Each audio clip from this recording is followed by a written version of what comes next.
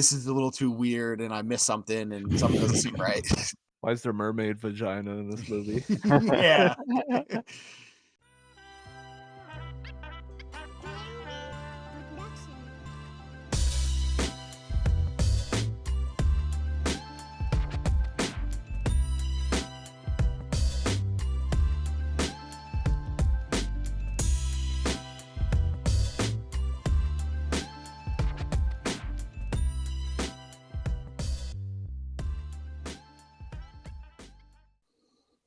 I don't know what kind of fucking shit show I'm walking into today.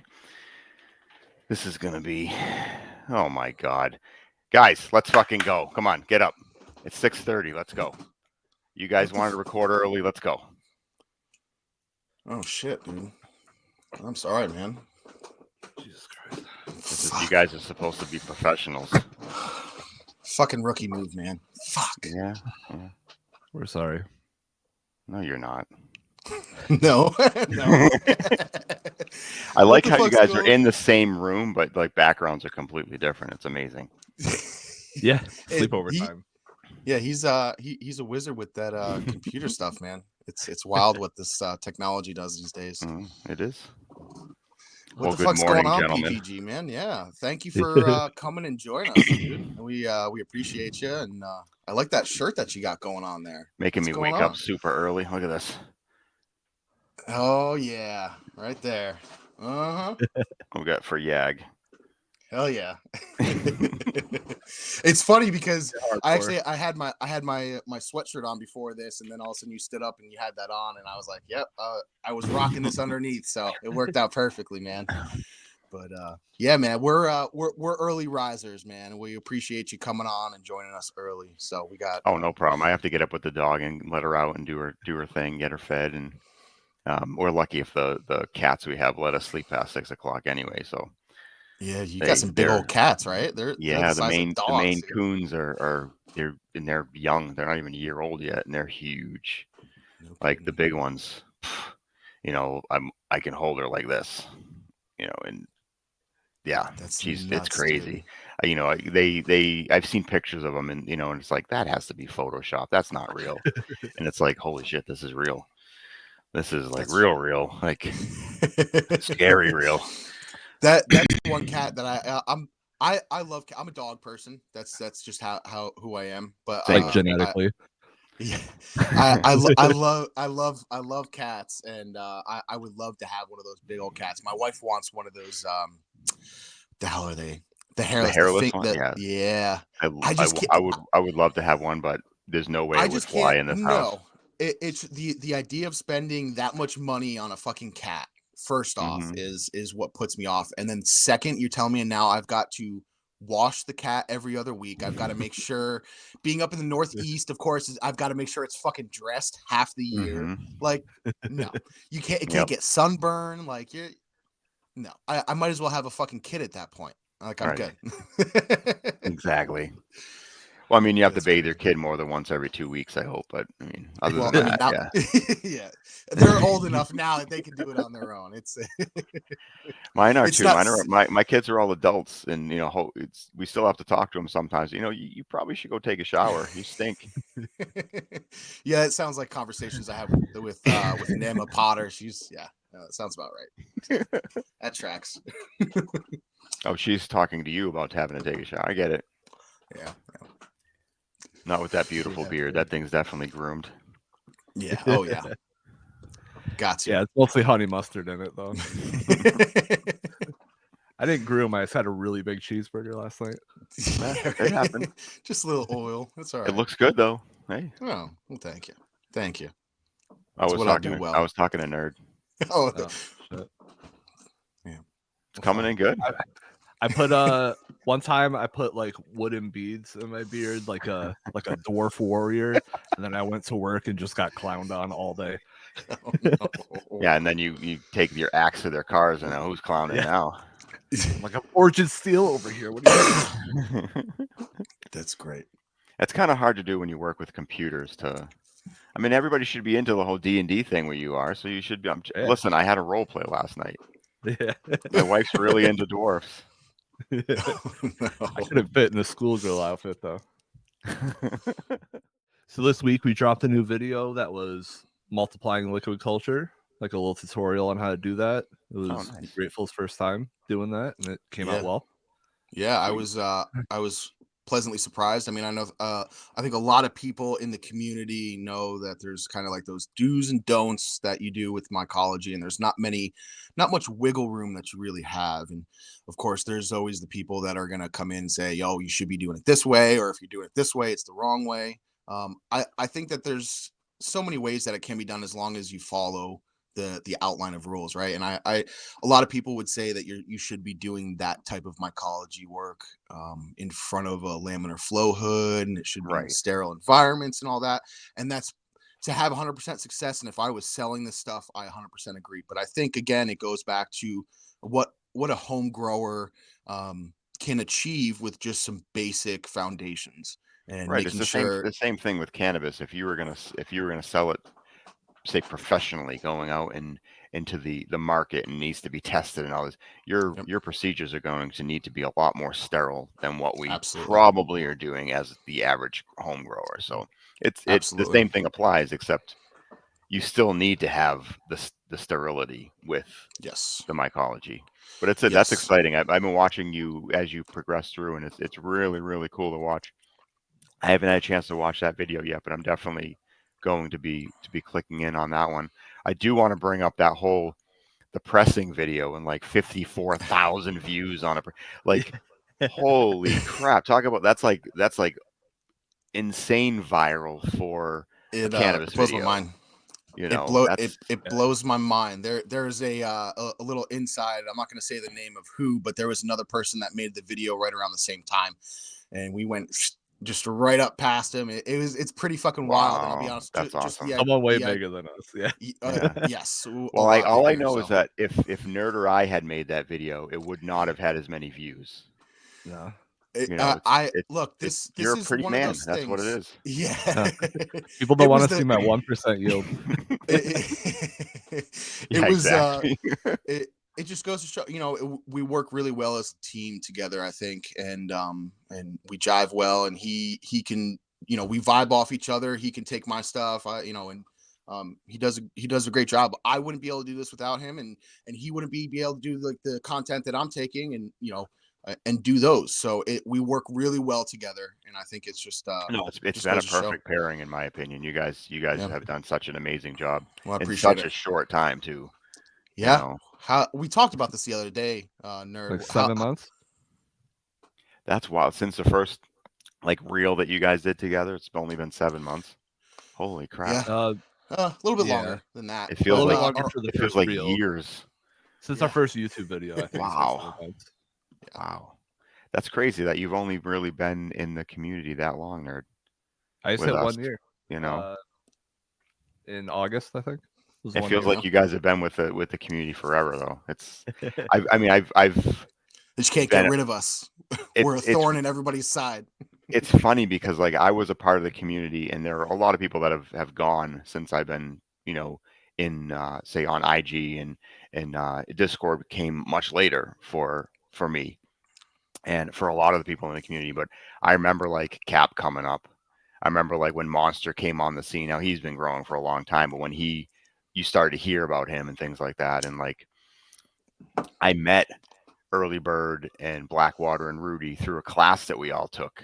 Now I'd been growing for a while, so it was Autoflower 101 is what they called it, and it's still available. You can find it on YouTube and stuff. That's But the Jesse B SEB and all that. and Yeah, yeah. Yep, Firebuds, yep, yep. yep. So Oh Firebuds yeah, is a breeder out in Washington State. Amazing stuff. He makes the Slime God, the Care Bears. There's a bunch of different ones that he made. Mando Fruit.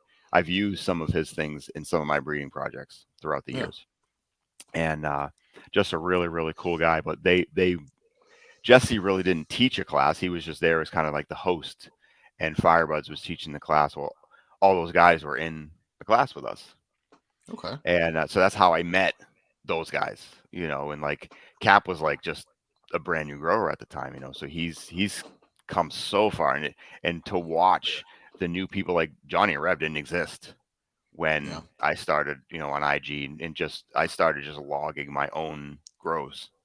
that's all I wanted to do was kind of like, oh, I want to see my progress It was a going different time. I from. mean, they a lot different than what it is now, though. I think we've talked about that, and you said that it's Oh, like a big time, whole big different time. thing. hmm Whole I different. had on my main page, I had almost 11,000 followers at one time. I have like, I don't know, 9,800 or something now through, attrition, people dropping Sure. off or not real accounts or people being banned, things like that. I'm not Yeah. as active on IG either, so I'm not going to, keep some of the following or gain a Sure. lot of new people coming on there, which is fine. I mean, it's nothing, you can't monetize with cannabis on IG anyways, it doesn't matter. Right. Um, but there were times, and there was one month when I gained like 4,000 followers in a month, which, It's yeah, wild. you can do with non-cannabis content, no problem. But Yeah. cannabis content, that's unheard of nowadays. Now you get 10 or 15 people a month, and you're like, woo, look at this. You know, I have videos that would have thousands of views, or when the reels first came in, which is crazy to me. Like there, you could do videos which could only be so long, and you could do the videos could be as long as you wanted on IG, and you could do pictures. There were no like the stories. There was none of that. There were no reels, and all of a sudden, like they rolled these things out, and if you wanted to stay relevant, you had to make X amount. There was a specific thing to stay on the algorithm and do all that kind of crap. Yeah. And I was trying to keep up with all this, and honestly, it was like more work to do that, and it was taking away from me actually doing what I wanted to do, which was grow. You Yeah. know, Yeah. it's It's a so. tough thing. I mean, So do you Discord. remember? Do you remember when you did the 3 podcast appearances and you gave the code word on each one? I do, yeah. So that's actually what pulled me into the community, was wanting to enter that. Oh, no kidding. Okay. So There you I go. I had already been listening to all the podcasts for like a month or two at that point, but that's when I like decided to start talking to people. Nice. It's So it's awesome. my fault. Sorry, guys. Yep. We know who to blame. No, it's wild when I've had people reach out to me in the past and be like, "Oh, I reached out to you through Instagram or something and asked you a question. You actually answered me back and helped me with a problem I was having with my grow, and I was able to make it through the whole grow. And I just want to say thank you and stuff like that." And um, that's crazy. That part's like crazy to me because I'm just like, wow, I'm getting like chills thinking about you know, I didn't know who the hell this person was. They just reached out, asked me a question. I answered it because that's what I do. And Yeah. I mean, there were times when I was getting 50 messages a day from people asking questions, and I'd sit there and answer them all. I just liked to help people out because when I was first starting, I had a million questions, and I was reaching out to people asking them. Yeah. And it Yeah. was even more so when I started breeding, reaching out to different breeders that are out there and asking them questions. And that's why I don't there's no gatekeeping with me. If you have a question about breeding, reach out. I'll answer it as best I can as far as what I do. And what I do Yeah. may be completely different from someone else, but it's what I do. It's what I've found success with. So I'm the same way, but with dick and fart jokes. Like if you DM me, I'll just tell you a whole bunch of them. that's good to know. That's good to know. All right. I might be having to message you for some new ones. That's Yeah. great. I'm like the Kevin Smith of home growing. Jeez. No, But it's no, man, that's again like looking at the progress of both of you guys, because I followed pretty much from day one. Once he came on the scene and we were watching his grows and just watching him progress and like how excited he would get when he'd have like a really good yield. So like the excitement that I would see on like, and you wouldn't necessarily see it because he's not on video, but you would hear it when he'd be talking when he would just did his own podcast and when it was just him and he'd be talking about the updates, or you'd hear him like showing pictures and you could tell he was excited, like he's stoked that, oh my god, I just did this and I did this. And yeah. that's the best part about like anybody's journey when they harvest their first plant and they're like, even if it's they get a half ounce off the thing, they're Mhm. they're like they're excited because they did this from start to finish. That's They right. did this. Nobody held their, we might have helped them out along the way, but nobody was there helping them water or putting nutrients in and do. They had to do all the work, and then they're getting that. And then the second grow, they've learned so much through the first. Now they're harvesting like 2.5 ounces, and they're like, holy shit, I just got 2.5 ounces. This is amazing. And then all of a sudden they grow a monster plant and they're getting like 6 ounces off a plant. And they're like, I never thought this was ever going to be possible. And maybe it's been a year since they started growing, but they kept at it, and they jumped in the community. They started asking people questions. They were showing pictures and, hey, what's going on with this? What can I do with this? And they listen, Yeah. to people's advice. It's not always CalMag, but sometimes it is. Sure. And Not always 2 more weeks, but yeah, I Yeah. mean, unless you're Rev, then it's always 2 more weeks, or Badger. But, He yeah. goes, what do you think about this? Don't ask Badger. He's going to tell you another 6 weeks. I've talked to other people before. They've sent me pictures of their stuff, like in personal messages or whatever, and I'll always, even though I know that it should take a little bit longer, I'll be like, just don't show Badger, just don't ask Badger's opinion, because I know he's always going to tell you, no, let it keep going, let it keep going. Well, Badger grows for hash. Yeah. So when you're growing for hash, you want things to be as ripe as possible. For someone like myself, I will harvest a plant in stages, because I can take one plant. If it's yielding really well, I can cut it a little bit earlier than I normally would, then right on time when I would, and then leave some and have it go a little longer. Now I have one plant, I can get 3 different effects from it. I can Makes have a sense. racy high that I can smoke all day. If you harvest something that has, maybe 25% clear trichomes and the rest are cloudy but no amber, you will, when you smoke that, for me at least, my head is clear. Like the Yeah. trichomes, my head is like clear. There's no fog up there, which I usually have a fog. And then if you harvest it at its, at the time I would prefer to harvest it, say 5 to 10% amber, that's going to give me an idea of what the actual effects of that plant are ideally supposed to be for your average person. And I And like then that you're doing that, because that's you being the breeder. I mean, and you harvesting your plants like that, you're able to not instruct people, but you can tell people, hey, look, if you pull here, you're going to get these kinds of effects. And so you right, doing that exactly. work is awesome. That is really, really And I cool. mean, I do it for multiple reasons, but I started doing it long before I was breeding, so that I could literally take one plant, and now I have 3 different experiences with that plant.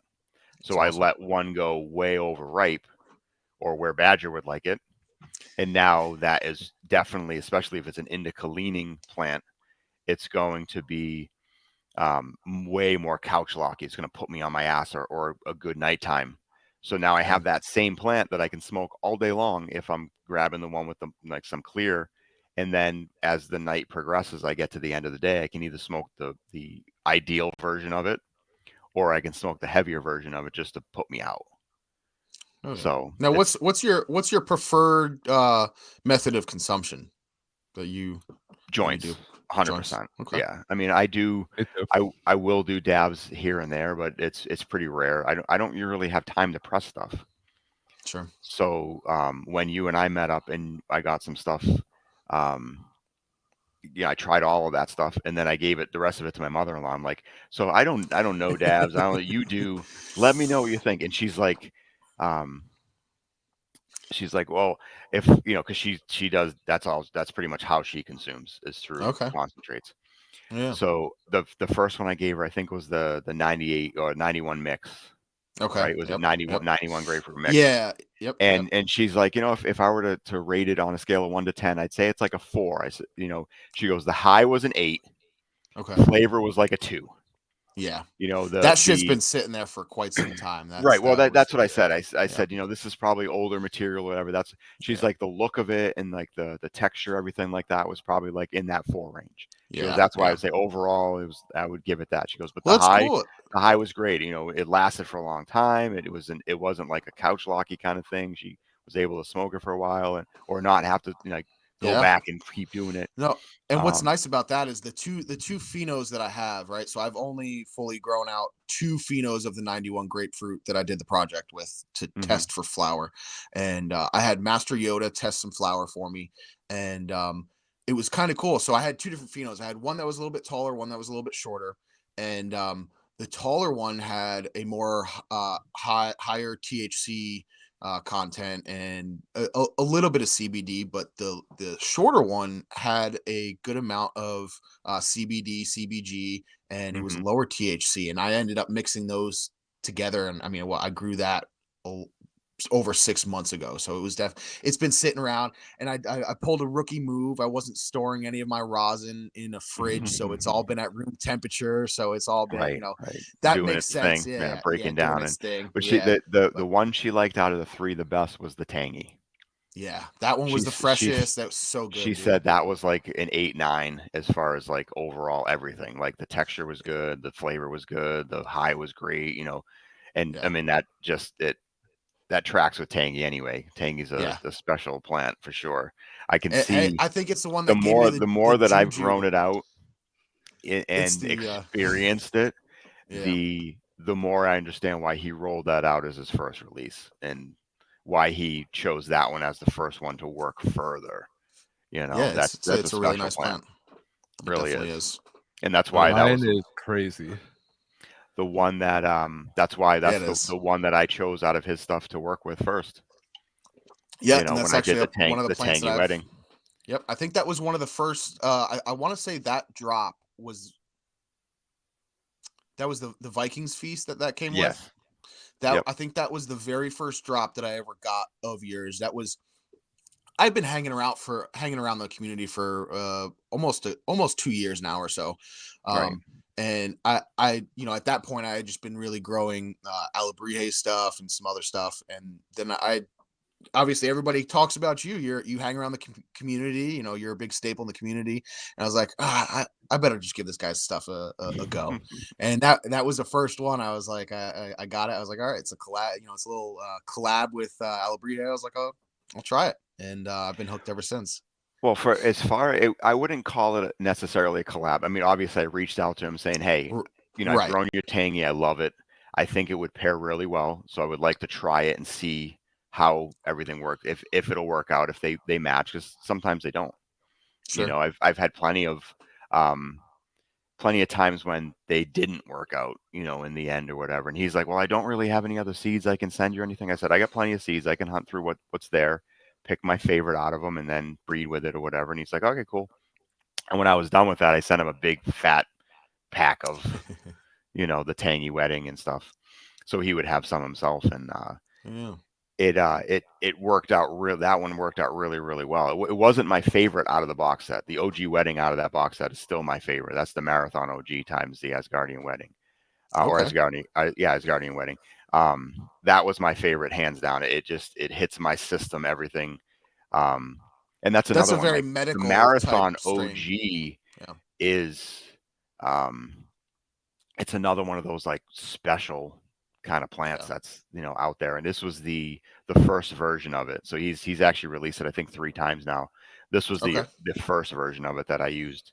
Um, and there's a few. That's what I'm looking for when I'm trying to pick stuff to breed with, is like, what are the things that I've grown out that I felt like, okay, there's something special about this plant.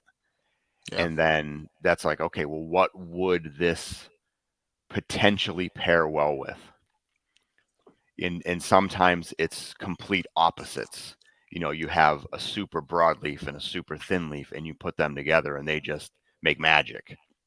Other Yeah. times you want things that are very similar. So now it's a blending of the flavors and the high and all that kind of stuff. And so that's what I'm looking for. So the second thing I did with his stuff was the Frogception, Right. and that's the Days Sabrana. Yep. And That's actually where I got this shirt inside. I was that's the you right. had Yes, yeah, yeah, there were it two was of one them. shirt. Oh, two shirts. There Okay, were yeah, two yeah. shirts that went out with that drop. Yep, just random. I I had was no so idea who stoked. was I had no idea who was getting any of that kind of. Same thing with like the golden ticket that went out this time. Yep. The little squishy things, like you got one of those little squishy things. Yep. I had no idea who even got those specific ones, because there was a plush one and then a squishy one. Yep. Um, the squishy ones were what I decided to make the silver tickets, instead of having to like have a specific thing like that.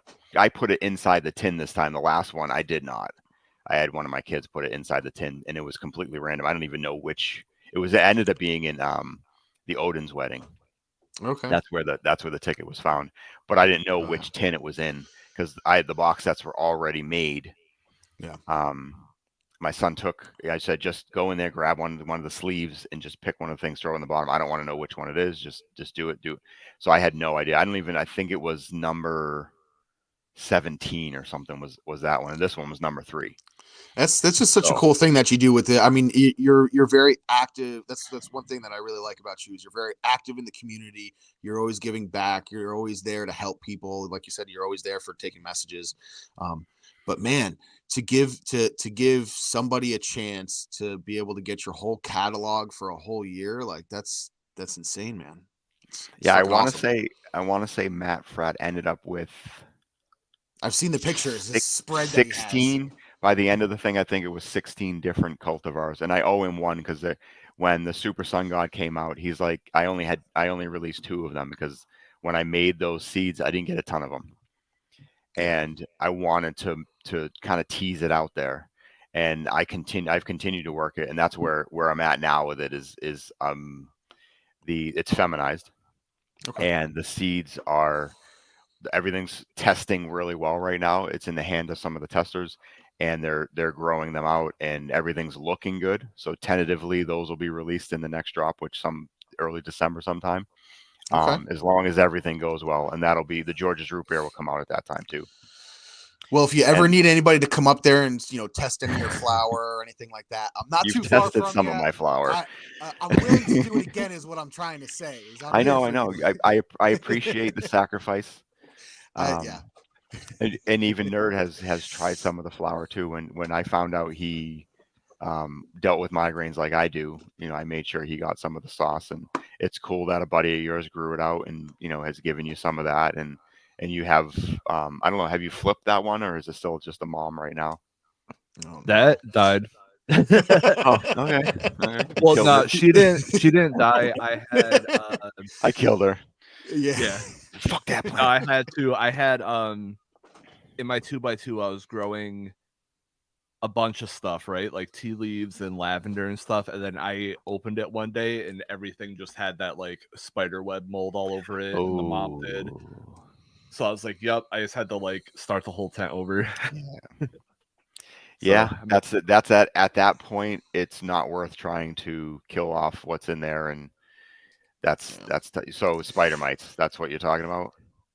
no, I had like So is it someone, I think mycelium? I think It's like the mold someone that looks like forgot spider web. to. Oh, Yeah. okay. So someone forgot to water. I think was it you forgot to water it, so they probably got a little dry, and then I imagine the plant material probably was unhappy and started to decay and Right. mold over. Yeah, I even messed up my big tent. There was just 1 week where I was super busy, and then like 4 days later, 5 days later, I was like, "Holy crap! I have plants downstairs." Though, and little containers are an art in themselves. Like They learning to sure are. grow in something like a 1 gallon, like that's it. I think anything 5 gallon, and then you're starting to get under there, like those 1 gallons, 3 gallons. If you're not on top of them, they were going to dry up real quick. You're going to start having problems. That's why I I think love so. those sips. So for me, it's growing in cocoa. Anything 1 gallon and up, I'm usually good with. Okay. Under 1 gallon, you then need to water multiple times a day. Yeah. Because I have the tangy that I'm growing. It's actually Jammy Dodgers times tangy. It's a That one looks fun. tester for Alabrije that I'm doing in my. It's like a little ceramic pot that has elephants on and stuff. Yeah, That's yeah. the one I'm doing for his bonsai and the Yag grow along. You've got the art down in the small containers because you grow some impressive plants in some solo cups and some small containers. Yeah, It's quite impressive. get ridiculous. Like I had the strawberry wolf that I was growing out. I had 2 of them that were growing out in solo cups, and they were like 44 inches tall or something. It was like, how is this Fucking possible in a wild. little solo cup? But Yeah, every it's single wild. day, even though I had to water them multiple times a day, and I have a system where there's a plant riser that I have, and in the center of it is the perfect size to hold a solo cup. So I can Oh shit. actually put it in the plant riser and then put that in a tray and then water the tray, and now it has water it can suck up through that little thing in the center. So So you've got a it's sub-irrigated little planter with solo with the cup. solo. Yeah. Yeah, that's awesome, man. Yeah, Just goes to it's show you, man. it was one of those like happy accidents. The thing, one of the things kept falling over. This was years ago. I discovered it, but it kept falling over, and finally I just stuffed it down there, and then I watered it, and the water like all drained out, and I'm like, holy crap, I can like bottom water this thing. This is gonna be perfect. And then that's what I would do. And I Oh actually yeah. did a solo cup challenge. This was probably maybe 3 years ago now, and it was with my Asgardian funeral, and that thing got 3.5 feet tall. And Jeez. it had arms, like solo cups are usually just one straight thing. This had like side branching, and like it was crazy That's that cool. this thing was in a solo cup. And I want to say um maybe like 36 grams off of it or something like that, which is over an ounce. So we're doing cocoa, and then what's your preferred nutrient line that you like to use for I your use stuff? Megacrop. I've used Okay. Megacrop for since January of 2020.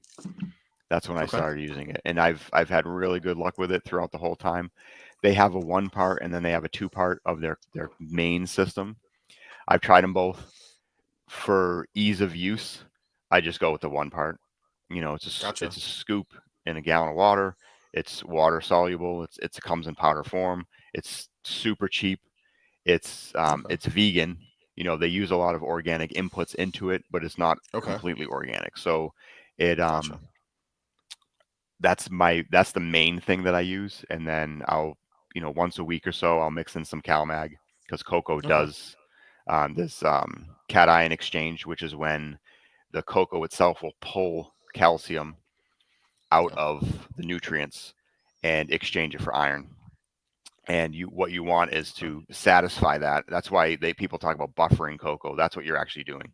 Gotcha. You're fulfilling the need of the cocoa for that calcium, so that when you put calcium in it, the plant now has that. If you don't do that, and there's a lot of cocos out there that come pre-buffered, so you don't have to do that. But Hmm. I only have to do it once a week, and there's times when I'll forget, and I'll go 3-4 weeks, and I don't notice any calcium deficiencies. So as long as the cocoa is satiated, you don't really have to worry as much about that, because the mega crop itself does have CalMag in it. It's just in Gotcha. a lower dose than you would and the Greenleaf Nutrients is the company that does it. They have their own CalMag that's water soluble, and it's like pelletized. You put it in there, and it's super super Hmm. simple. And then in No. flour, I use a booster that's by the same Okay. company. You had given me that TMB kelp stuff. Yes, yes. So I'm gonna try that this round and see how that So goes. I'm you can interested. you can use that in two different ways. A lot of people will actually mix it into the medium to begin with. Now, where you Okay. have your containers are already, you just basically scratch it into the top of the surface, kind of thing, like you would a top feed. Okay. Um, and Throw some then bokashi over top of it or yeah, something, and and kind of yeah. water it in real quick, and you're good to go. But Okay. the what I found is most effective with the kelp is to actually mix it beforehand. So if you're mixing up Okay. a new pot, mix it in there. Um, Greenleaf Nutrients, again, this is the same company as the Mega Crop. They have a kelp product as well that is completely water soluble. So I'll Okay. use them both. I'll mix that. I'll mix the T and B stuff in there because it's amazing. It definitely, I see a difference in Okay. if you have two plants side by side, clones, like say photo periods now, side by side, same plant. You definitely notice a difference if you're using kelp and not.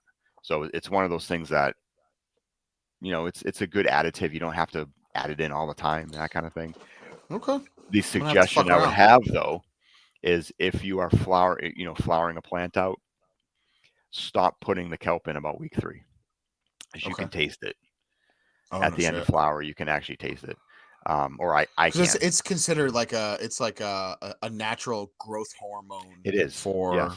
plants. Yep. Yeah. Okay. Cool. Well, I'm gonna have to try it out. Hell yeah. Yeah. It's one of those things. It's pretty cool. Yeah. And we were Nice. talking about the T and B. The things that they've done, and they're known. Their initial thing was the CO2, the little bottles you shake, and the CO2 comes out. And there's Okay. a lot of people out there that will be like, oh, it's crap. You just do this, do the mushroom bag, do this, and I've tried them all. Unless you are running a CO2 from tanks with regulators and monitors and things like that, you are not going to get the same levels of CO2. I have a CO2 monitor that's on the wall in my grow room. I shake that thing. I use 2 of them because my room is so big, but one of them is enough for 12 by 12 by 12 room. Oh, no shit.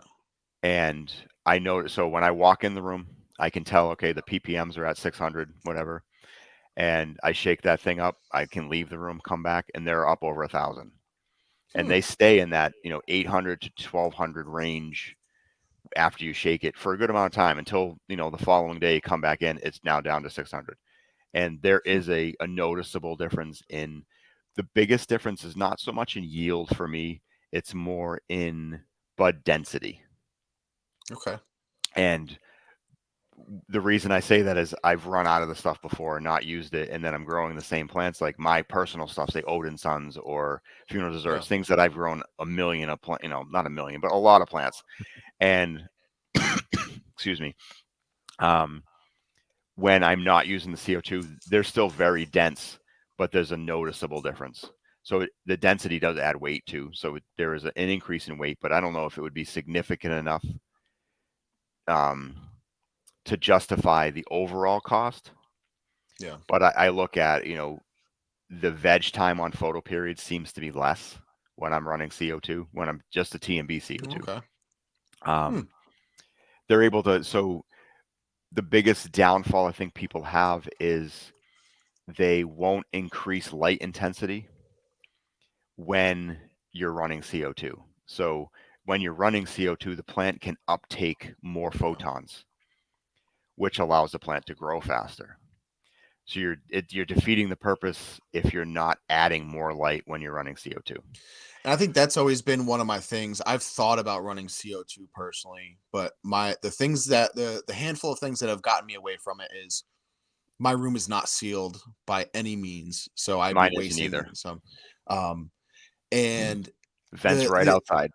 okay, well, I mean, I have my basement, right, and then I have like a little office that's in there, and that's Right. what my grow room is, right. But there's a crack at the bottom of my door, so like whatever's in the basement can kind of get sucked up in there, and Right. so it is what it is. But Being I in the don't basement, run. CO2 is heavy, so it falls from the ceiling And down. So you're with a family. That's what some people don't realize is you don't necessarily have to supplement CO2.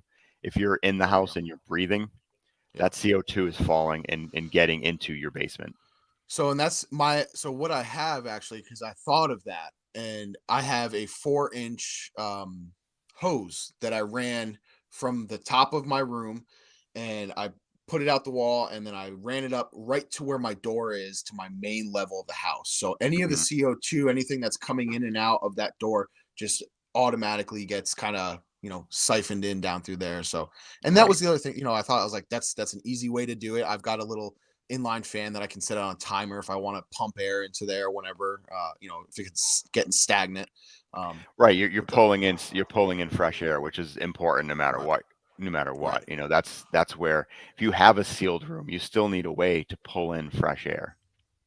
yeah, So that's why you need, if you're running tanks in a sealed room, that's when tanks really would come in handy, as far as if you had a sealed room, because you want a way to regulate it and keep it right at that 1,200 or so ppm for CO2.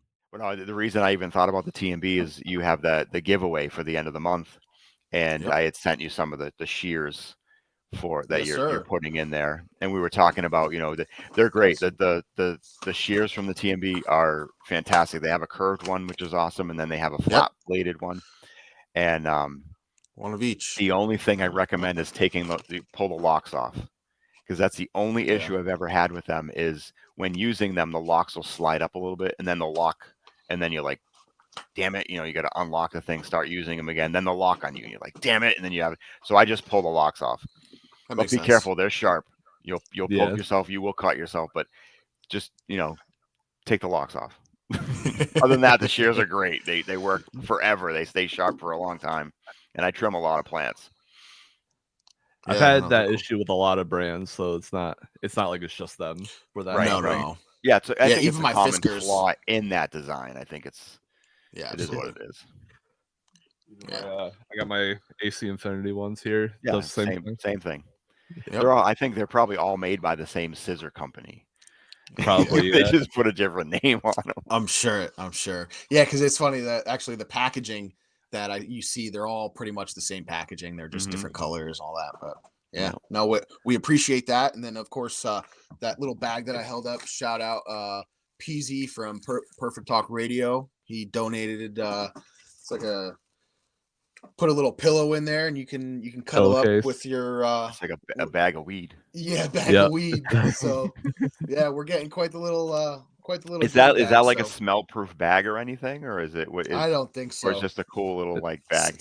Like a scratch and sniff.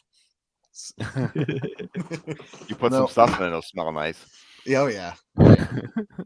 So, but yeah, we've got that coming up soon. So yeah, well, just to refresh it a little bit, we have it's on our YouTube and in the announcements channel of our Discord and in our Instagram reels. A video that the three of us made where we were doing a parody of Scream. Wait, what? That you were there, dude. No. But yeah, if you tell us your favorite horror movie under that, you get entered. You can enter 3 times, once on each platform. And that's the one thing that, again, with your drops, you do the art yourself. You're not hiring it out or anything like that. Like you're the one that's coming up with everything. You come up with the designs. Well, so what I do to make it completely clear, I will do what's known as a toolbox sketch. That's a very simple sketch of what my idea is. I then will upload that into an AI program, and then it will give me like multiple choices of different things. And then I'll take those, bring them into a drawing program that I have, and then I'll incorporate different, I like this about this one, I like this about this one, and I'll combine all those together to create the final design. So I'm definitely utilizing AI as far as, some of the design help. I love it. It saves so much time, and I'm giving it the idea that I want. It's just kind of running with it. It's like, I want a purple deer, kind of a thing. And I have the drawing of the deer and the antlers, how I want them, and the surrounding thing pretty much all set up. And then you upload the image, you put some text in there, and it's pretty cool. Yeah, no, I love getting all your stickers, and that's something I always look forward to. Is you always got something specialized to that drop. Of course, you got your regular stickers that you got, but I think that's a fun thing. I never thought that I'd be, in my 30s getting excited to get stickers, but here we are. Yeah, I'm in my 40s, and it's the same thing. I remember like people would have, oh, you have a logo sticker? I'm going to make a logo sticker, kind of a thing. And then you this was back in IG days, and then you'd be like, hey, I have a logo sticker. Anybody want to trade? And then you get a bunch of DMs, and then people are trading, and I have hundreds of again, there's probably half these people aren't even either growing or exist anywhere on social media anymore as far as pictures and stuff are concerned. Yeah. It's cool, man. It's a cool way to share with your friends, and a lot of us are, we're posting pictures and stuff like that. So it's a cool way to rep your homies, you got your crew up on your wall or whatever it is. So it's cool, right, man. Right. I enjoy it. It's a cool thing to have. I have a whole cabinet so before we were Grateful Nerd, or before I was Nerd Rose, I had a website that was like horror movies and hip hop and punk rock and comic books and all of that. So I have a whole cabinet of just stickers, like demo tapes from bands, like handmade comic books, cool, like zines and stuff. Nice. It's like my little like sentimental cabinet. I just open it up and I'm like, right. So there's that aspect that continued on. So clearly there are people they brought that in from other things. It's not unique to cannabis, obviously. No. Yeah. So, but I never, that was the first thing. Like somebody, when I bought some seeds, and I got some seeds in it, and there were stickers in it, and I'm like, this is cool. I'm gonna like post. I'm gonna put something on my wall, or I'm gonna start putting. I have a 2x4 tent that isn't actually up. That was my original tent, and inside that tent, it's just wall to wall, just covered with stickers. That's awesome. I have this gelatinous cube monster that I keep all my extra stickers and pamphlets and stuff in. Nice. That's great. That's cool. That's awesome. Yeah, that brings in the whole D&D thing. My oldest son is super into D&D. He actually gets together with his friends once a week. Drives, I don't know, 40 minutes to the DM's house, and they get together. They get like really, really into it. So it's crazy. Like they your devices listen, and talking with him over the phone or even in person or whatever. All of a sudden, go on and I'm getting these videos for D&D things, and it's like, I haven't played D&D in 20 plus years before you were born, kind of a thing. And I'm getting these videos on, oh, check this out, check that. And man, the technology has come a long way. So people have like whole rooms that are designated to, with like a TV screen in the bottom that has like a grid, and they put stuff, and they have like smoke machines. And oh my goodness, it's like, wild. I wish they had that. Like when we had to use our imaginations back, we had to have like a grid paper that you draw stuff on, and here, you just got this sword, and it'd be like a hand-drawn sword that the DM guy made or whatever. And I'll be honest with you guys, I never got into that stuff. I think my mom, growing up, she had friends that did it, and she would go do it occasionally. And I think it was where I was so young, and it was like, oh, I've got to go hang out with my mom and her friends. So I hated doing it. So it was nothing like, oh, when I get older, I'm gonna play. Like, it was just kind of like, it was a bummer type. I was in my 20s. I was in my 20s before I had started it, and it was a cousin of mine that was playing it, and he's like, hey, we need a new person. Do you ever think about doing this? And I'm like, I don't know about. I was playing Magic the Gathering a lot back then and stuff, and I started playing Magic the Gathering in beta, so I had some of the moxes and like the cards that I wish I still had, because they're worth like 10 grand right now, and ridiculous. Jeez. But he knew I played Magic, so he's like, oh, it's like Magic, but you use your imagination, and you have a character, and the different things, whatever. And we're really going off on a tangent here, but yeah, I was in my like early 20s, and they wanted another person to like join in and stuff. And I've always been into like writing short stories, and I have multiple things. I've never published anything, but I have multiple short stories that I've written, and I literally wrote like a 20-page story on my main character back then. Just I got like that into the idea of it, not necessarily the game itself, but just the idea of the creative part of it and stuff. And that's the important part, is the world building, since you are using your imagination. Right. Yeah, I mean, you can buy the books and everything's already out there or whatever for it, but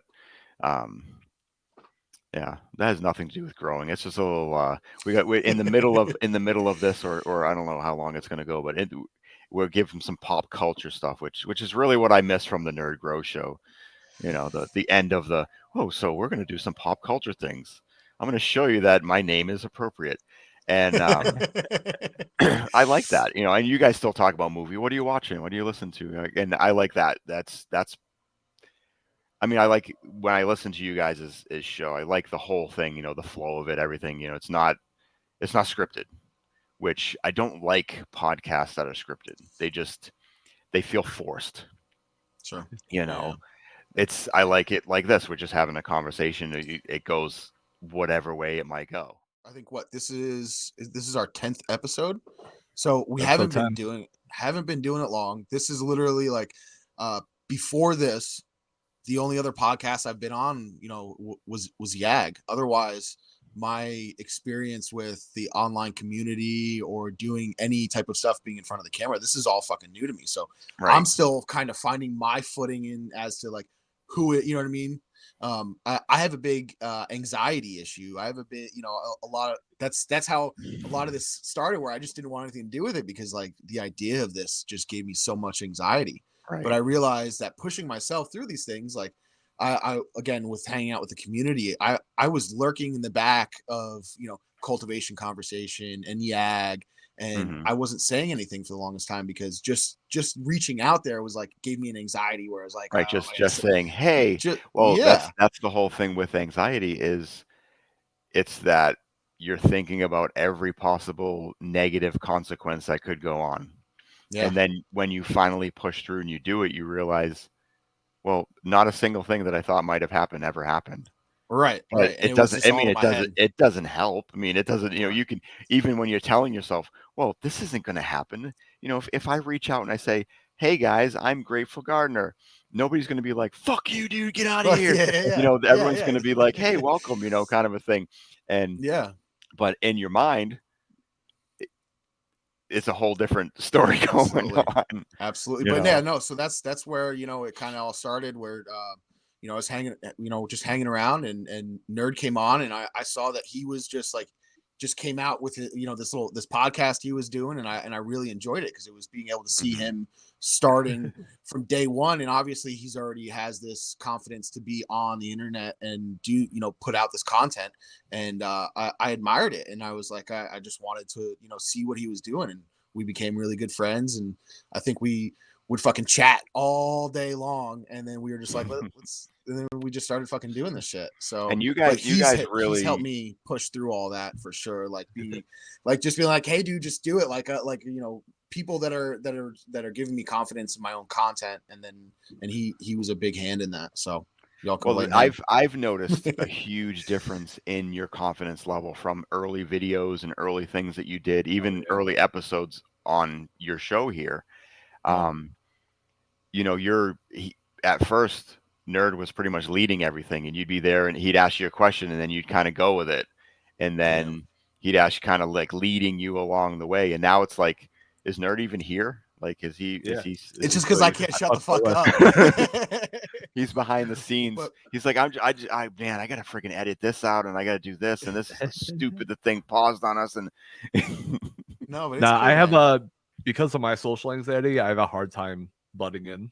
So I have like a lot of stuff I want to say, and then by the time I feel like I can get the well, I it know doesn't help it's when you have two chatterboxes like Grateful and I on. So but yeah, great. it's so cool to see the growth of everybody, all the different podcasts. Absolutely. The main ones that the say the four, you guys, crafting, cultivation, and Yag. It's the growth from like the early stages to where they are now. Listening to a crafting cannabis ones like Joe Rogan podcast. You need to put aside 3 hours for them now. They're they're I love crazy. them. They're Oh, the I do last 2 too. episodes have been awesome.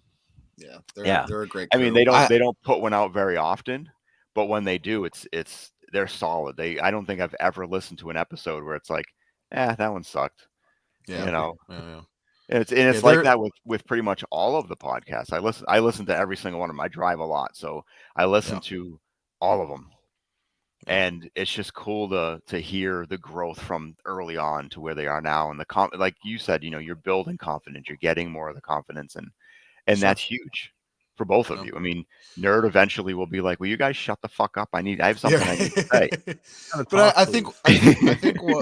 one of the things that it just goes to show is, if you are in the background, if you don't feel like you fit into the community, or if you want to you're nervous to come out, it's as easy as just getting on that Discord or just sending a message to anybody. It's not as bad as you think, and if you're I, listening, you're welcome yeah, anytime for absolutely. sure. Jump in. I think that everyone in the community probably at one point felt like, I have nothing to add. What I'm not going to say Yeah, anything because, I mean, I'm new. I don't. What am I going to add? What am I going to do? I don't sure. want to ask this. I don't want to ask a stupid question, or I don't want to do this or this. And it's like, no, ask the Yeah, stupid question. yeah, My sister has a great saying. She's like, there are no stupid questions, only stupid people. And I'm like, well, that's kind of rude, but it does kind of hold true. sure. But there isn't. If you're having an issue with your grow, who better to reach out to than people that have been growing? Yeah, You know, yep, I've seen. I don't know if I've seen everything by this point, but I've seen a crazy amount of different things. I used to literally try to make my plants go deficient in one thing or another, so that I could take pictures and share that information with the community. This is what CalMag deficiency looks like. This is what um, too much nitrogen looks like. This is what not enough nitrogen looks like. And this is what a male plant looks like. This is what a female plant like, to share that information. So I've seen a lot of different. That's why when somebody sends something to me and they're like, "What's going on with my plant?" I can usually be like, "Oh, you have a nitrogen deficiency. You just got to, boost your nitrogen a little bit." And I remember writing this big, because people were sending me messages after messages asking me questions about, how do I fix this? What's going on with this? And I ended up writing this big long post and being like, "Listen, I want to help out every single person, but you got to give me the information. You can't just send me a picture and say, what's wrong It's with my tough. plant?" Yeah. And Yeah, I it's got to hard be not okay. being. Is it an autoflower? Is it a photo period? What's the medium are you in? What are you feeding it? When was the last time you did a top dress if you're in organics, or if you're doing like a water only through the whole thing, or you're trying to do that? What was your base? How'd you mix it up? Because I mean, I'm familiar with all the different things. Just because I grow in cocoa doesn't mean I don't know about hydro or organics or the other things. Yeah. It's just my jam is cocoa. I just how I like doing it.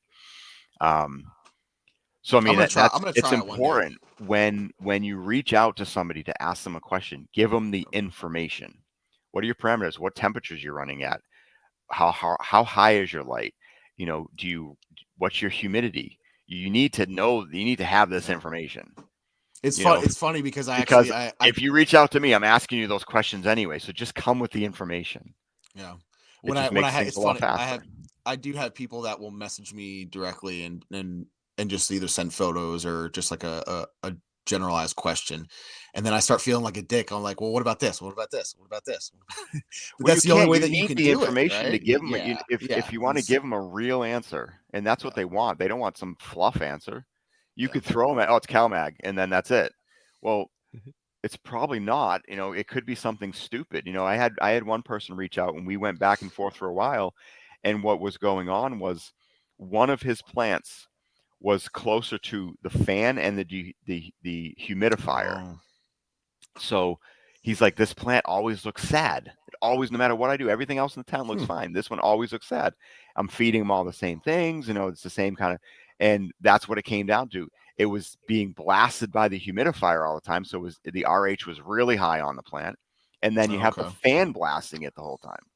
And you only had yeah, one fan in the tent, and it just happened to be in that area. And I'm like, move that plant as far away from that stuff and move a different one in that area and see over the next week how it looks. yeah, Sure enough, that's what it was. But we went back and forth because I'm like, it just seems that maybe it's genetics. I was like, what the heck is going on? I even reached out to people with more experience than me and like, hey, this guy contacted me. This is what's going on. You have any idea what so, could be what causing it or whatever? And they're like coming yeah, back, what looks like overwatering. It looks like this.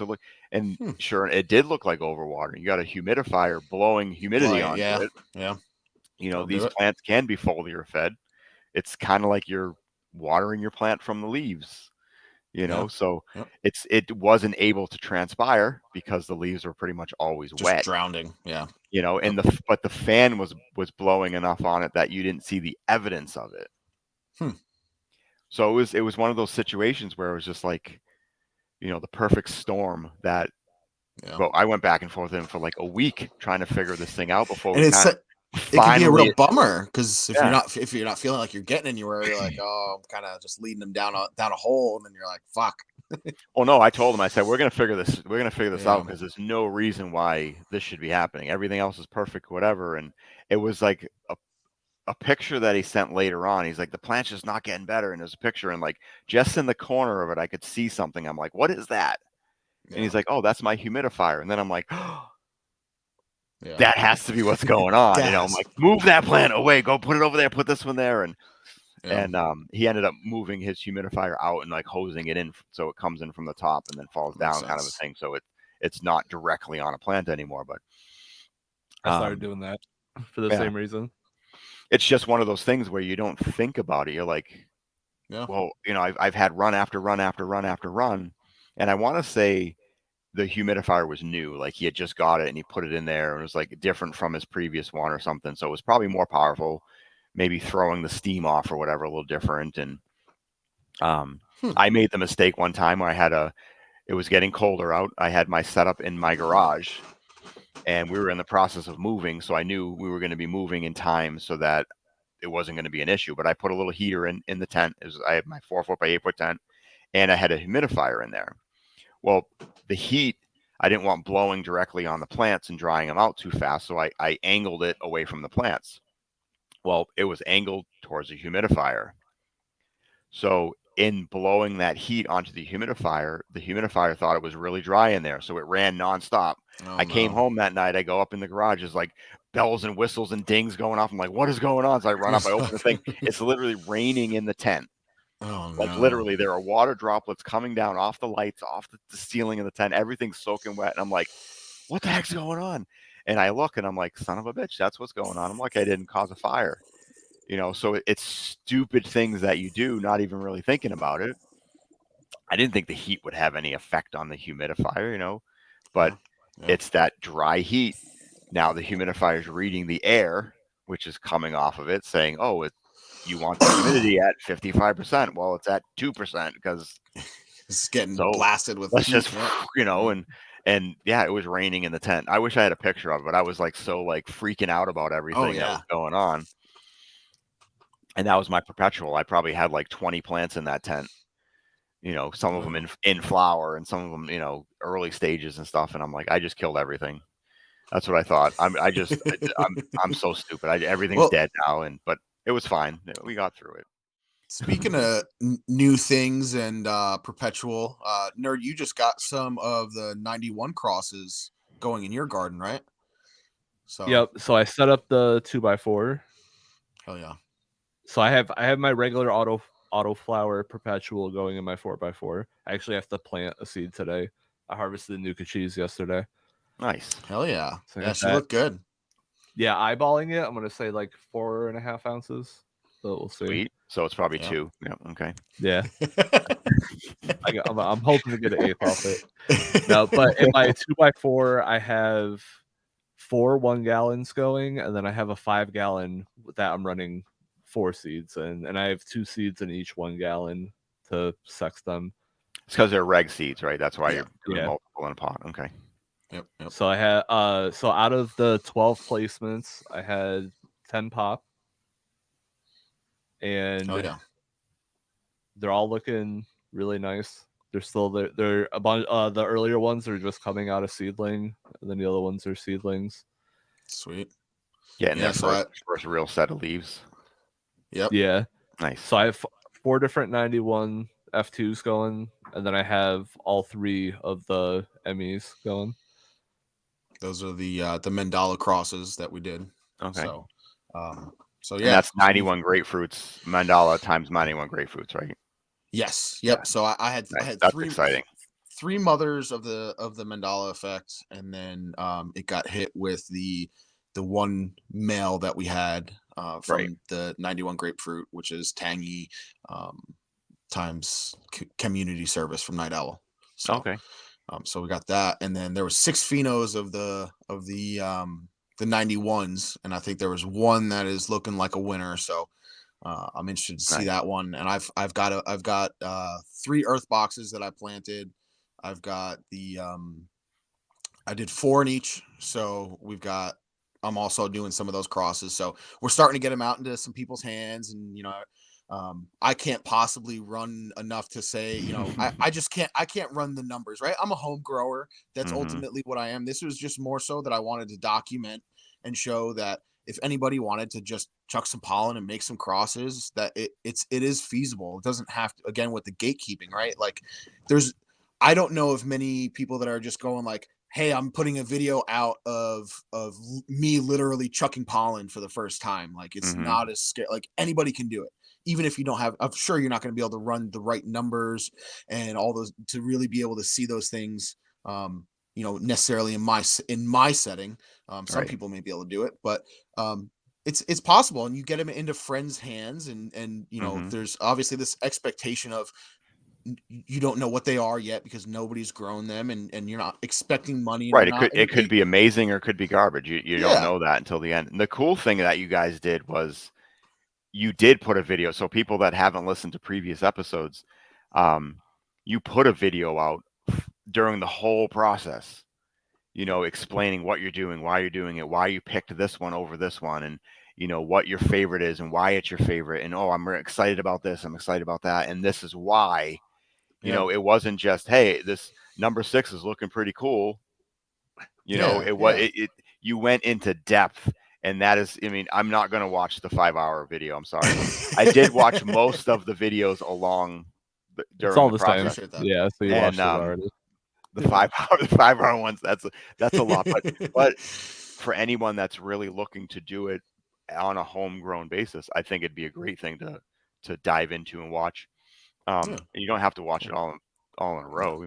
It's the different stages. So you literally could watch a half hour of it and then mimic what you did, and then watch the next half hour when your plants are at that stage, mimic what you did, and the same thing, go through it until you finish the video and all the way up to harvesting.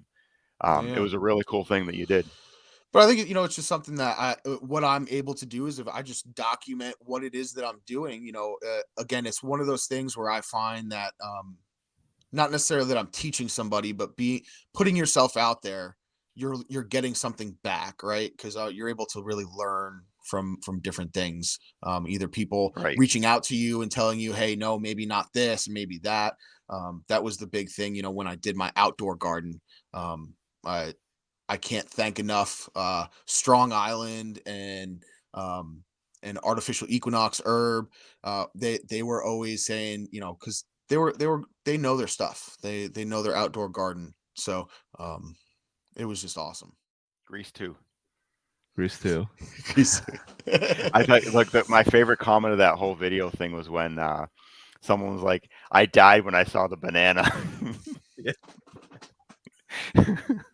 It was fun, man. It was cool because a lot of people that don't realize, when we make these reels, sometimes it is just one person coming up with the idea, or but we play off each other. So that was that was a few days to a week of us, all three of us in a chat together, kind of sending stuff back, and then like, oh, what do you think of this? And then we got talking on the phone. So there's a lot of work that goes into it, and it's more than just some silly stuff thrown together. It is. I mean, it is silly stuff thrown together, but there's some work that goes into it. The one that we made with PZ. Oh, that was great. It came out fucking hilarious. He went far above what I had expected, and when he sent me just like a little screenshot of when he did it, and it was just him laying underneath that thing in red, and I was like, this dude's really doing it. Like I was like, all right, I can respect that. I was like, let's fucking go. Yeah, that one was really funny. I like that one a lot. Yeah. So what, nerd? What do you I know this is your time of year. So same with you, BGG. What movies are you guys watching? What do you guys got going on right now in that department? Last weekend, my wife and I watched Caddo Lake, which is that's a new one, right? Yeah, and I think it's only on. I think it's like HBO Max exclusive. I think they like financed it, and then I believe it's M. Night that made it. Yes. How was that one? I haven't caught that one yet, but was it good? It was cool. Yeah, I like a lot of his movies. There's the twists that are in all of his movies are always, 90% of the time they're like, oh my god, I did not see that coming. Yeah. Speaking of Trap, which is his new movie, came out on HBO Max last night, and that one is he tells you the twist at the beginning. Oh no! And then it plays out, right? Nice. So that one is a guy takes his daughter to like a Taylor Swift concert kind of thing. Not Taylor Swift, but like a big pop star concert, and then the arena gets surrounded by SWAT teams because they know that there's a serial killer in there, and he's the serial killer. But that's like the synopsis. That's not a spoiler. You go. That's the first 5 minutes. Yeah. Wow. So I haven't watched it yet, but I think we're gonna watch it today. But yeah, Caddo Lake's cool. It was like a girl goes missing, and it's about all these people that live around this lake. But if you get deep enough into like the swamps of the lake, you can time travel. So then it ends up being this whole thing of like you have to go to different timelines to correct things. But it was really cool. It wasn't like super scary, but it was a good like horror thriller. Yeah, nice. Oh, That's cool. Yeah, outside of Grease 2, what's your favorite scary movie? See, that's really really hard for me because when I was a kid, like we're talking 8, 9, 10 years old, we would go to the video store. So to describe a video store to you young kids, you would actually go to a store, like it was like a store, and you would walk in the store and there would be videotapes, not DVDs, VHS tapes. They're like Yes, that big? yes. And they would use the store would be split into genres. So you'd have comedy, you'd have horror, you'd have romance. They'd be split. Well, the horror one in this particular store, and it was literally in the basement of a family's house. The one that we used to go to, it was down the street from our house. You'd walk in, and I remember the cash register was like to the left, and then you'd walk straight, and they'd have all like the kid movies and stuff at first and whatever, and you have to go like way in the back and then around the corner, and then this whole wall of horror. And that's where I would always go, and I would be able to pick out 2 movies. They were like $1 a piece to rent them at the time for like 5 days or something. Yep. And so I've seen so many horrible horror movies throughout the years, but I loved every single one of them. Like, talking like classics like Rosemary's Baby is terrifying. The Exorcist, probably not appropriate for an 8, 9-year-old kid, but I was watching them. Yeah. The original Nightmare on Elm Street, the Friday the 13th, the 80s genre of the slasher films, Halloween and Texas Chainsaw Massacre. The Exorcist was more from the 70s. Same thing with Rosemary's Baby, but like those classic ones. And then, I mean, I've watched all the black and white films, the silent films, Nosferatu, which is probably my favorite old horror movie. I'll have to remakes get coming out soon. I'll have to get a picture of it. My wife has a portrait, like the bust shot of Nosferatu on her nice. leg, like this big. Yeah, she's Nice. It's funny because the two of them will get talking back. Well, not the two of them, but like he'll ask, "Hey, did she read this book or whatever?" And they're more along the lines of like the same kind of like genre and stuff that they're like. As him, I was like, I swear I'm married to fucking Nerd Grows, like just nerds. The female nerd grows. Yeah. What we got? What, a month, 2 months until Nosferatu remake comes out? Okay. Yes. Yep. And it's made by Robert Eggers. I'm hoping that they're going to do it justice, because that is literally like, it's my favorite classic horror movie. See, I always tell people there's never been a horror movie that scares me more than my own dreams. I have extremely vivid dreams, and I'll wake up like night terrors, like where I'm waking up like shaking and crying and like just out of my mind scared, and it's all up in my brain. It's not, it's so to watch it. But man, some of these newer like jump scare paranormal things, I'm like, it'll happen. I'm like swearing at the screen, flipping it off, yelling at it, like, Yeah, and my wife thinks it's motherfucker. hilarious. She's so laugh at me and so like the Conjuring and what's the other one that's like the Conjuring? The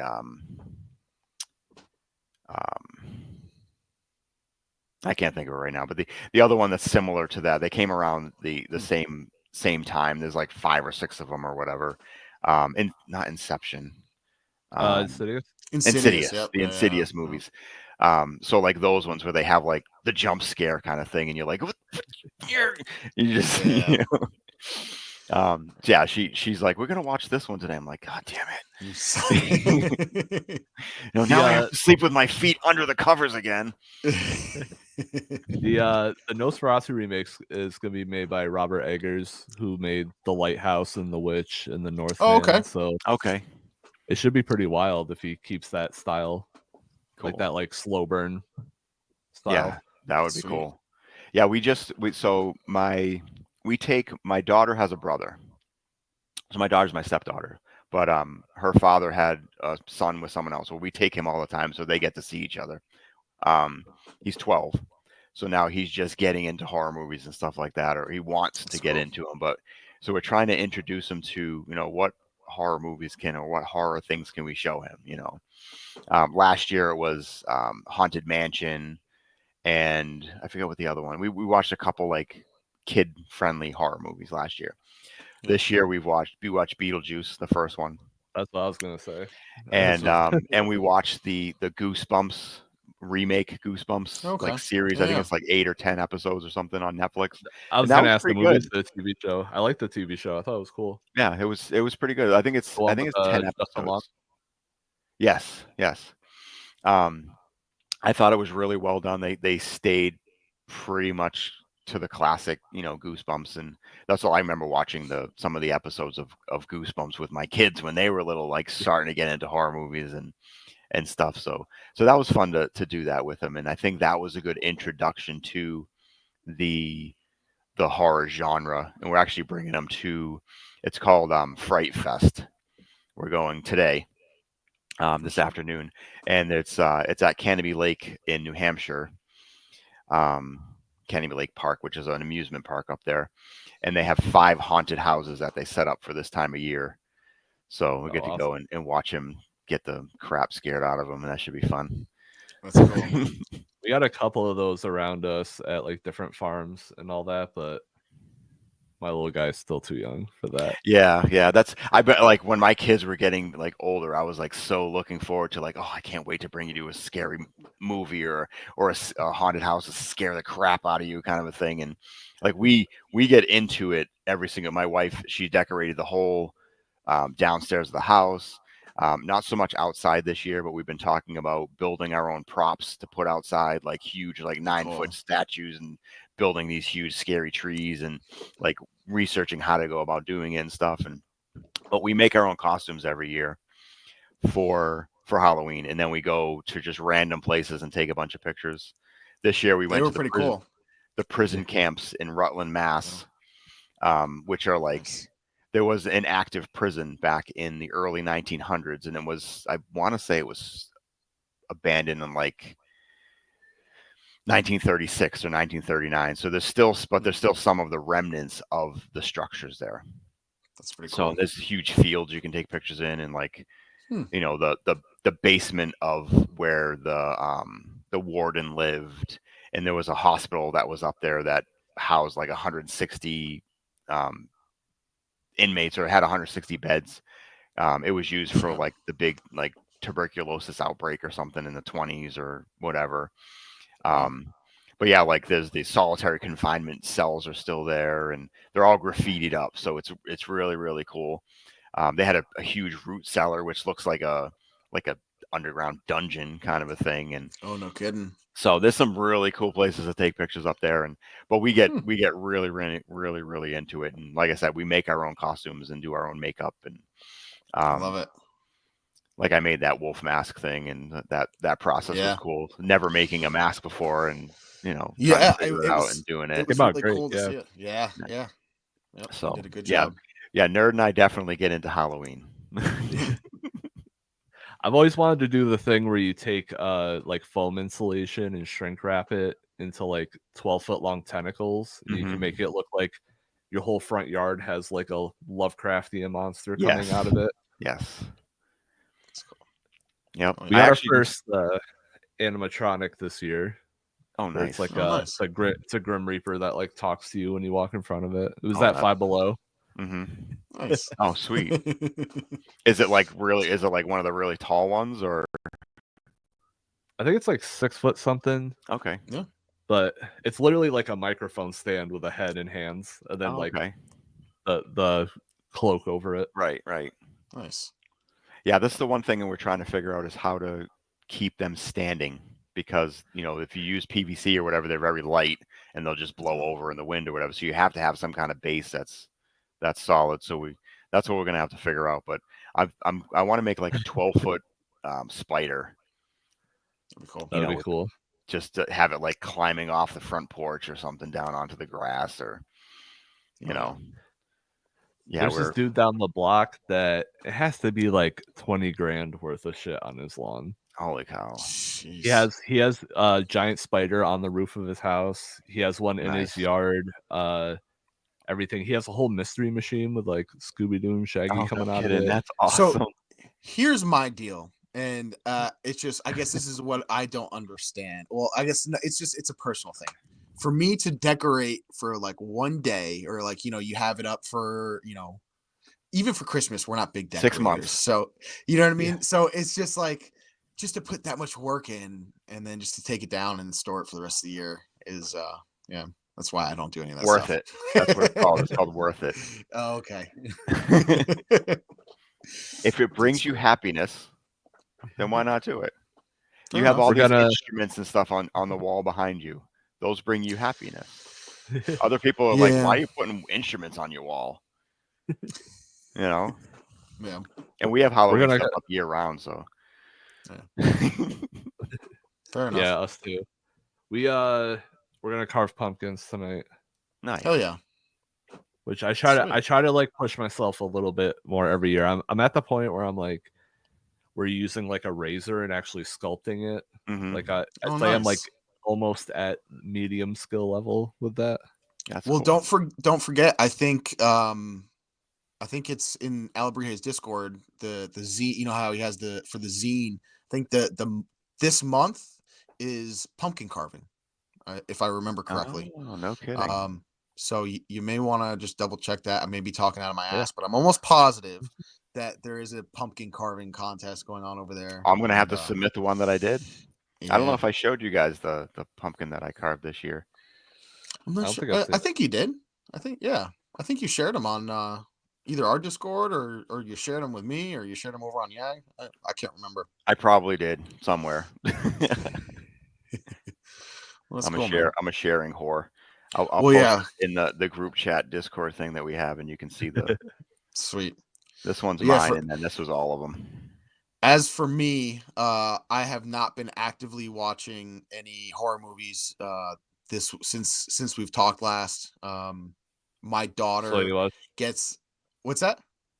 what, The Lighthouse was the last one you watched? I Oh, yeah, I, I did. those came out great, dude. Oh, I did watch The Lighthouse. But it did turn into one of those things where like I had to be careful because my daughter gets so scared and she wants to hang out with wherever I am. So it can Hmm. be, unless I'm like home in the middle of the day for some reason. Yeah. So I haven't been watching too many, but yes, I did watch The Lighthouse, and it is a pretty wild movie. It's one of those ones where I feel like I've got to like sit down and watch it like twice over to like really pay attention, because I end up getting fucking distracted. My ADHD is terrible, dude. I cannot sit down long for a movie, and I miss. It's one of those movies where you can definitely miss important shit, and then you're like, this is a little too weird, and I miss something, and something doesn't seem right. But a Yeah, fucking there's Why awesome plenty of movie them why is out there nonetheless. for sure. Yeah. why is there mermaid vagina in this movie? Yeah. Yeah, I look up, and all of a sudden he's just taking one of the fucking seagulls and smashing it for like 5 minutes straight, and you're like, what the fuck's going on? I've been trying to get Grateful into like more modern horror, like A24 kind of stuff. Hmm. And I've I've been been recommended. enjoying some of those movies. Yeah, it's yeah, it's definitely something. I think like I've talked with everybody. I'm not someone to just like like I just don't have the attention span. So for me to want to sit down and watch a movie, it's like one of those things where I've got to be popping in and out. I'm doing this, doing that, and I just never give movies always a full chance. So I'm trying, We watch a trying. lot of series together, but we don't really watch a ton of movies because when we try to watch a movie, well, one of the two of us will fall asleep in the middle Yeah. of it. Then we have to start again. So some movies will take us like 4 days to watch. It's just like, how long did you get it? Well, I think I maybe made 10 minutes of it yesterday, kind of a thing. And Yeah, so that can be more difficult for us to watch movies. That's why we typically go with more series, and we watch a lot of like gotcha. nature documentaries and like we just finished the Ancient Apocalypse season 2 of Ancient Apocalypse, Oh, and nice. that's pretty fascinating. That guy Graham Yeah, Hancock is pretty fascinating, dude. I heard it's good. I haven't seen it, Yeah, but it's I know it's about worth a Graham watch Hancock. for sure. It's good if you like any kind of his history, kind of a, and this is like ancient history. And it's cool. He doesn't come across like he's not saying this is what it is and these are the facts. It's just like, what if and how do we explain this? And Yeah. modern archaeology is just ignoring these things, and why aren't they taking these things into account, and different things. And because he believes as an ancient civilization that there was a huge apocalypse at some point. They call it the Younger Dryas theory, when at the end of the last ice age, all the ice melted really quick and there was a flood. There's like really, really quick, like story based, whatever. So there's a flood myth in like pretty much every ancient civilization. It's not just the Bible that where the flood. There's a flood myth everywhere. And the water rose quite a bit. And where the water was, or where the water wasn't, was a lot of the coastal places, which is where a lot of people would have been. They would have lived down near the coast. It's just how it was. Right. And when that happened, it probably wiped out millions upon millions of people throughout the world. But he's like, there had to be survivors from different places that still had some of that knowledge of civilizations and things like that. And they passed it along to the survivors, the people that were maybe living in the jungles of the Amazon, or which the jungles of the Amazon are actually man-made, which is wild to me. This giant area was planted by man. And there's proof of that. It's not even debated anymore. It's just like, holy crap. Shit. Yeah. So it's a pretty cool watch. It's definitely worth watching. I'll check that out. Ancient Apocalypse. It's on Netflix. Okay. All right. Yeah. We've been doing a lot of the Halloween like baking and cooking shows. I love those. Yeah. Do you ever see the one where they carve all the pumpkins, the pumpkin carving ones? We've been watching that one. I think we're like 2 episodes behind on this season. Did they put out a new season? Because I hadn't seen one yet. Most of those shows are on Max now. Okay, cool. I'm gonna have to, because we were like, why isn't the new one out? We watched every single one before that. Those things are awesome. Yeah, because I think they they were carved on Hulu the giant for a few pumpkin years. at the end. It's like, oh my god. Yeah. I don't think I've ever seen that. I want to check that out. They give them like, hey, you have 6 hours to carve a pumpkin, and here's your pumpkin. You have to go pick your pumpkins, and it's got to be this theme or this scene or whatever. And they just, man, they're using everything you can possibly think of to carve these things out. Chainsaws and like, it's pretty cool. Oh yeah. Yeah. And then there's Halloween Wars, where you have to make like a horror scene, but it has to have like a carved pumpkin in it and a cake in it and this in it. And that's on Max too? Yep. Oh shit! And then I need to check these ones out. And then we also watch Halloween Baking Championship, which is all different kinds of weird stuff. Well, one thing that I know I wanted to touch on before we get ready to head out of here is for anybody that hangs around our Discord. Last week I ended up streaming the Billy Strings concert. I have a Nug subscription, so anybody that wants to come hang out, we're going to be doing that on Halloween night as well. That's the plan as of right now, unless something else happens.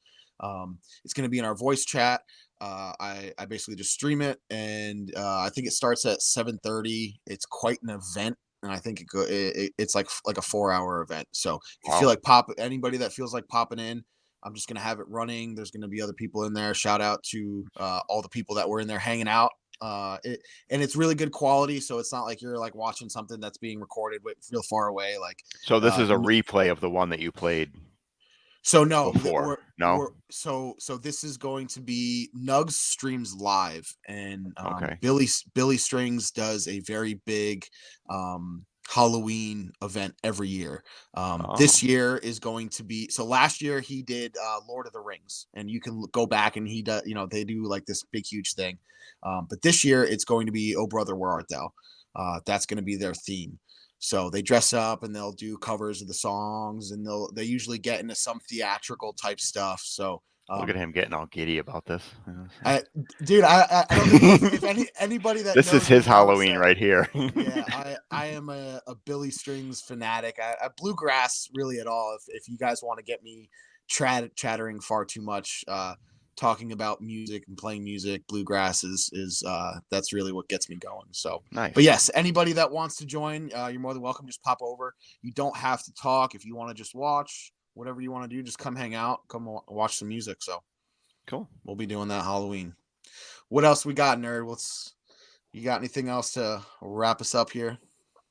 Yeah, our friend Ab the Autocrat was on Unsigned 518 podcast last week, so go check that out.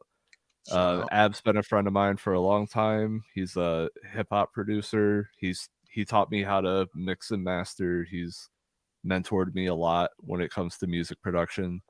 And yeah, it was a great interview. Go check it out. Unsigned 518. He interviews local artists in my area code. Right on. Yeah, I'll have to go check him out. Well, I Cool. know we've talked to him, so yeah. Yeah. You got BGG. anything, BG? Yeah. The only thing is just keep an eye out on the different socials as far as when my next drop will be. Tentatively, Okay. right now, I'm aiming for December 13th, which is my birthday. All There will right. be, there definitely will be a drop that day. It just depends on what will be included in the drop. I'm working through testing the different things right now, making sure everything is checking all the boxes and I'm not having any issues with stuff. So yeah, that's kind of like the tentative date. If I have to push it off a month, I will. It's not, I'm not looking to put something out there that's not ready. So, but there will be something, Christmas themed or whatever. And I'm kind of Sweet. toying with an idea of a 12 days of Christmas type of a thing with a kind of like a white elephant type of a deal where, if you want to be involved, all that I'm going to ask is you pay for whatever the shipping is going to cost. So there'll only be Okay. availability for 12 people. You're the first, we'll draw names or whatever. You're the first person. You pick 1 through 12. And then I say, okay, well, number 1 is this. And then as the first person, you'd keep it or whatever. But then the second person comes along and they pick a number 1 through 12. And they pick a different number, and then they're like, well, I want to take what number 1 has. So then they take theirs. Now they have something. And then the third person gets to pick from all of them, so on and so forth until you get to the 12th. And then it Oh, yeah. repeats. So whoever gets the first one actually gets to pick whatever they want from all 12. That's pretty cool.